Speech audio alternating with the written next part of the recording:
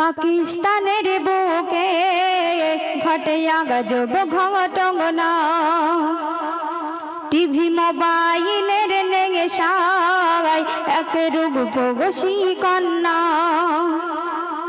পাকিস্তানের বুকে ঘটে গজব ঘটনা, টিভি মোবাইলের নেশায় এক রূপবতী কন্যা। চোখের পানি যায় ঝরে যায়,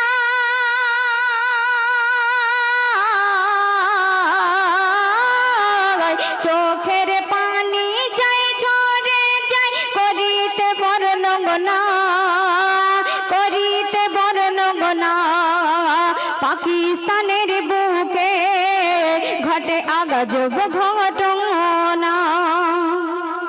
এক রমজান মাসে একটি মেয়ে ঘরের দরজা বন্ধ করে দিয়ে সারা রাত দিন টিভি দেখতে ব্যস্ত ছিল।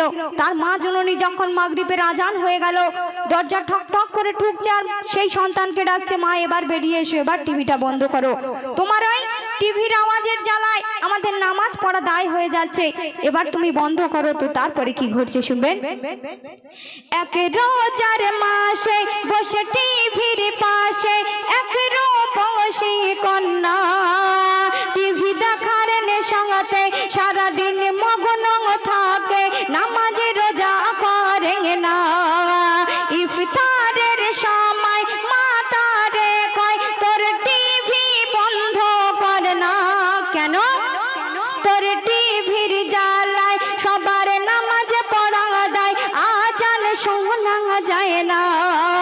মসজিদের মিনারে আজান হেঁকে দিল, মা বলে খুকি এবার দরজা খোলো। যখন মা ওই দরজার ধারে গিয়ে বারে বারে তাকে ডাকছে, কোনো সাড়া পাচ্ছে না, তারপরে কি ঘটছে শুনবেন। এত ডাকে মা দরজা খোলে না,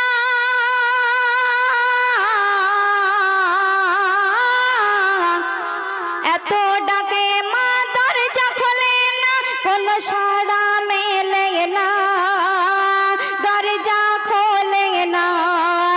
পাকিস্তানের বুকে ঘটে গজব ঘটনা। যখন বারে বারে ডাকলো, সেই মেয়েটার কোনো যখন সাড়া পেল না, সবাই মিলে এসে দরজা ঠুকে ঠুকে দরজা ভেঙে গিয়ে দেখছে সেই মেয়েটি জমিনের উপরে উপুড় হয়ে মরে পড়ে রয়েছে। তারপরে কি ঘটছে শুনবেন। দরজা ভেঙে সবাই অবাক হয়ে যায়, কন্যা গিয়েছে মরে, উপুড় হয়ে পড়ে রয়েছে টিভির নিচে জমিনের উপরে।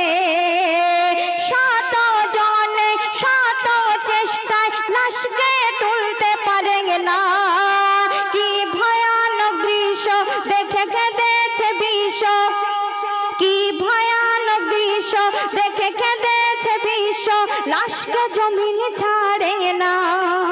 যখন সবাই মিলে সেই মেয়েটাকে চাকিয়ে উঁচু করতে যাচ্ছে, ওই জমিন তাকে ছাড়ছে না। একটা মাওলানা এসে ওই টিভিটাকে যখন নামিয়ে নিল, যখন বার করে নিতে গেল, দেখছে আপন নিয়মে ওই লাশ আপন নিয়মে উঠে আসছে। তারপরে কি ঘটছে শুনবেন।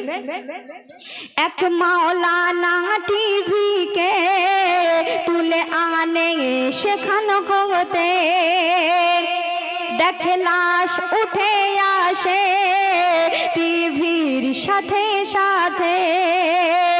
ওই গোসলের পাঠায় টিভি রাখা হয়, ওই গোসলের পাঠায় টিভি রাখা হয়, গোসল হয় দুজন না, টিভি ও লাশ খানা। পাকিস্তানের বুকে ঘটে গজব ঘটনা। যখন ওই মেয়েটিকে, এরকম সাউন্ড ঠিক ছিল, ওই মেয়েটিকে যখন ওই গোসলের পাঠায় রাখা হলো, ওই টিভিটাকে আর ওই মেয়েটিকে একই সঙ্গে দুজনকে গোসল দিয়ে দিল। দিয়ে যখন আধার কবরে রাখতে যাচ্ছে, টিভিকে তো আর কবরের মধ্যে দেওয়া যায় না, দেখছে যখন লাশটাকে শুইয়ে দিয়ে উপরে উঠে আসছে, ওই লাশ আপন নিয়মে উঠে আসছে। সেই মাওলানা বলল ওই টিভি এবং ওই মেয়েটিকে একই সঙ্গে কবরের মধ্যে দেওয়া হোক, দেখি লাশ থাকে কিনা। যখন ওই মেয়েটিকে এবং টিভিটাকে ওই কবরের মধ্যে দিয়ে দিল, তখন কি ঘটছে শেষ কথায় কবি লিখছে শুনুন। মাইয়াদের সাথে খাটিয়াতে টিভির জানাজা পড়তে হলো, ওই লাশকে রেখে কবরে রেখে টিভিকে তুলে নিল। কি ঘটে যায় যেই টিভি তুলে নেয় লাশকে রেখে কবরে, লাশ মোড়া কাফন টিভির সাথে সাথে তখন উঠে এলো উপরে। তাই টিভি মাইয়াতে দাফন করা হলো, দেখে দিন বেদিন সবাই সেজদায় পড়ে গেল। আজ সবাই মোবাইলের ফাঁদে, এমডি সামাদুল কাঁদে।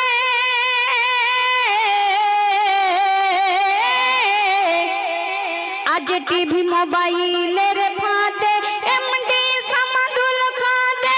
ও মোরা বাংলা করো গোমার জংনা, করে দিও ক্ষমা।